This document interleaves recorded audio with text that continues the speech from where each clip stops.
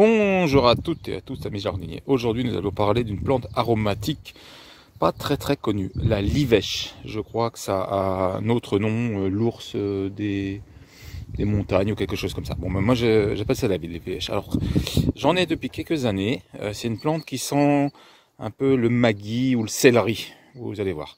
Donc là vous voyez elle est plein sud mais abritée du vent par un forsythia.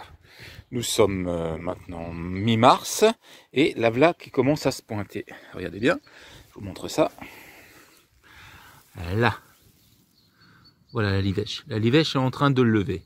Donc c'est une plante que je laisse l'hiver se faner, que je coupe, que je protège un petit peu avec de la paille et qui théoriquement l'année d'après repousse. Donc voilà les premières relevées de livèche. On va suivre l'évolution de cette plante dans toute sa croissance jusqu'à ce qu'elle fasse les feuilles qui sont aromatiques et je reviendrai là-dessus, qui permettent de parfumer sauce, viande, salade. Je reviendrai dessus. Allez, on la laisse pousser tranquillement. Alors voilà, nous sommes fin mars, début avril et notre livèche a déjà très bien poussé. Vous voyez cette couleur caractéristique qui ressemble un peu à un pied de rhubarbe avec un violet mauve et les feuilles qu'on verra après qui sont aussi très caractéristiques. Donc là, hop, ça pousse très vite. La livèche a une croissance très rapide pour peu que le gel ne vienne pas me les tuer cette année. Autre particularité, vous pouvez pas encore vous pourrez jamais le sentir d'ailleurs avec ce téléphone, mais ça a une odeur très caractéristique de céleri. Laissons notre livèche continuer à pousser. On reviendra un peu plus tard. La livèche continue à pousser. Alors j'en profite pour vous dire que je vous ai dit une bêtise. J'ai appelé ça l'ours des montagnes. Vraiment une grosse bêtise, ça va être de lâche des montagnes. Donc toujours cette couleur mauve au pied là. Voilà, mauvâtre. Et puis après cette feuille qui est très caractéristique. Vous voyez. Et comme je vous disais, ça sent le céleri. Donc la plante va encore grandir, elle va même bien grandir. On va suivre son évolution. Nouvelle étape pour notre livèche. Alors déjà pour commencer, je ne sais pas si vous vous rappelez, juste à côté de notre livèche, c'était un peu le champ de foire. Mais ça m'arrangeait bien parce que toutes ces herbes hautes, je dis bien herbes hautes et pas mauvaises herbes, protégeaient du vent et un peu du froid ma livèche. Donc maintenant c'est plus propre, les jours sont meilleurs et la livèche a des colocataires. Vous voyez aussi ce que j'ai fait, c'est que je l'ai entouré de sciure de bois, de copeaux de bois, et je l'ai protégé avec des ardoises des vents principaux.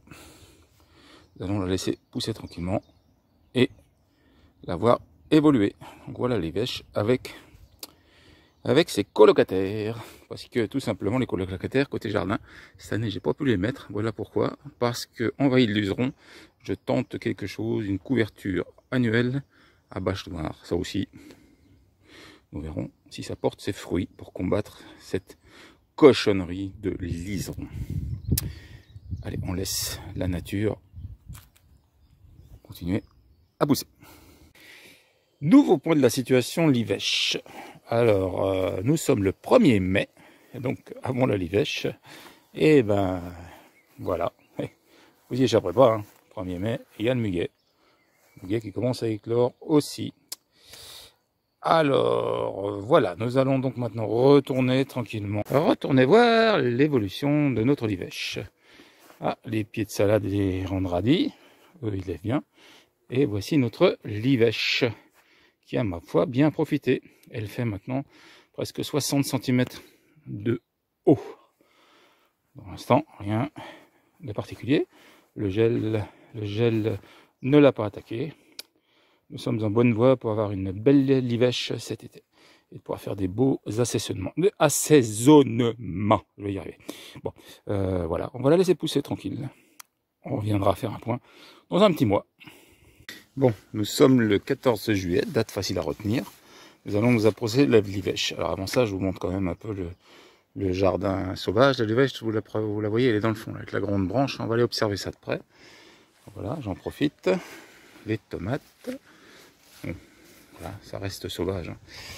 Alors, nous allons retourner à la livèche. Donc la livèche, maintenant, elle est en fleurs. J'ai essayé de vous faire voir ça. Voilà.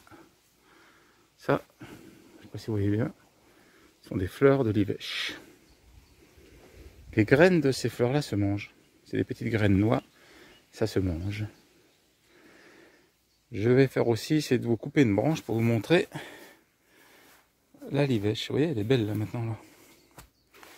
Elle va encore pousser. Mais elle est déjà largement consommable. C'est ce qu'on va regarder juste après ça. Alors voilà, j'ai pris une branche de livèche. Ce qui se consomme, ce sont les feuilles là. Qu'on va mettre en assaisonnement. Je vous mettrai à la fin une petite recette et puis je vous expliquerai ce qu'il en est. Et si vous regardez bien la constitution de la livèche, on va attendre que la mise au point se fasse. Enfin, j'espère. Voilà. Pas simple. Voilà. Vous voyez, c'est creux. Complètement creux. Et ça sent très très fort. Voilà. La livèche. Voilà. La livèche, j'en ai coupé une à bout, hein. Comme je vous dis, c'est encore creux. Vous voyez, je l'ai coupée en deux, elle est vraiment creuse. Ça sent le maggi. Le maggi, je vais vous faire voir juste ce que c'est. Et ça sent très très fort le céleri. Je peux pas vous faire sentir ça, mais ça sent très très fort. Voilà.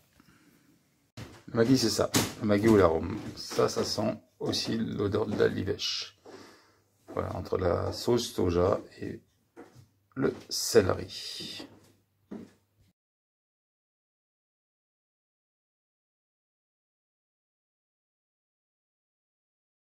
Amis jardiniers, ciao à toutes et à tous. Allez, cultivez, jardinez, faites-vous plaisir. Pas besoin, hein, je vous dis, vous voyez, pas besoin de pesticides et de machin. Tout ça, ça pousse un peu à la sauvage, mais ça pousse. Bon assaisonnement à la livèche. Allez, au revoir, ciao.